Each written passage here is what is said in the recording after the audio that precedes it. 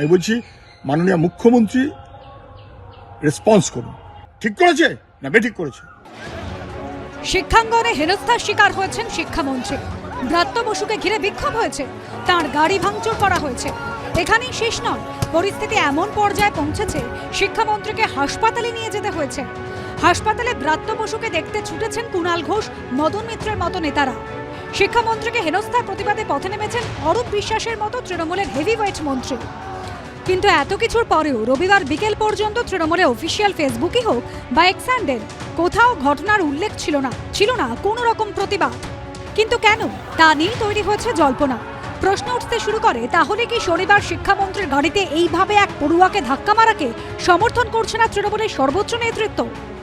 কাঁচা নাটক ধরা পড়ে গেল। উনি এত অসুস্থ হয়ে গেলেন যে হাসপাতালে গিয়ে উনি নাকি বিপি মাপা হচ্ছে, উনি ফোন করছেন বিপি মাপা হচ্ছে। এই যে নাটক সবাই বুঝে গেছে, সবচেয়ে ভালো জানে মানুষ, বুঝে গেছে সবচেয়ে ভালো জানে ব্রাত্য বসু, তৃণমূল জানে। তৃণমূলের অফিসিয়াল পেজে একটা শব্দ নেই, তৃণমূলের অফিসিয়াল পেজ টুইটার একটা শব্দ উল্লেখ করতে পারলেন না। আমরা যদি কিছু আহত হই বা আমাদের যদি কিছু ক্ষতি হয়, তাহলে সেটা হচ্ছে সাবাস বা বানানো বা চিত্রনাট্য। আর আমি কিন্তু বলবো না যে ছাত্রটি আহত হয়েছে সেটা স্ক্রিপ্টেড। ছাত্রটি যদি আহত হয়ে থাকে, সত্যি হয়েছে, আমার তো জন্য খারাপ লাগা আছে। শনিবার যাদবপুর বিশ্ববিদ্যালয়ে ব্রাত্য বসুকে ঘিরে বিক্ষোভ বা হেনস্থার ঘটনা নিয়ে ব্যক্তিগতভাবে কয়েকজন নেতা একাধিক পোস্ট করেছেন। যেমন তৃণমূলের কাউন্সিলর অরূপ চক্রবর্তী তাদের মিছিলের ছবি পোস্ট করেছেন। এক্স পোস্ট করে ঘটনার সমালোচনা করেছেন তৃণমূল বিধায়ক মদন মিত্র।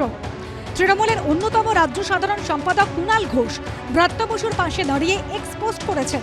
বলেছেন, শিক্ষামন্ত্রী এবং তৃণমূল সমর্থক অধ্যাপকরা সংযমের পরিচয় দিয়েছেন।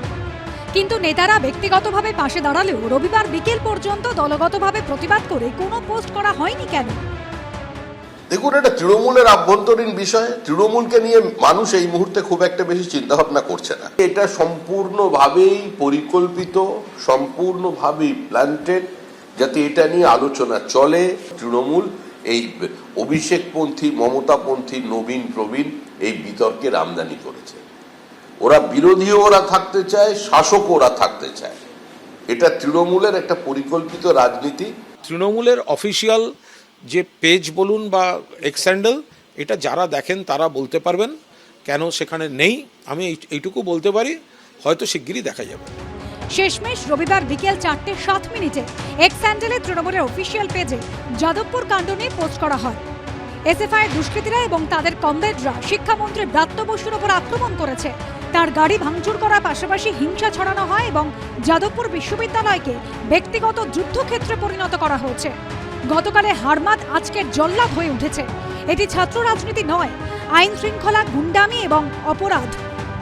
কৃষ্ণেন্দু অধিকারী, অনির্বাণ বিশ্বাস ও দীপক ঘোষের রিপোর্ট, এবিপি আনন্দ।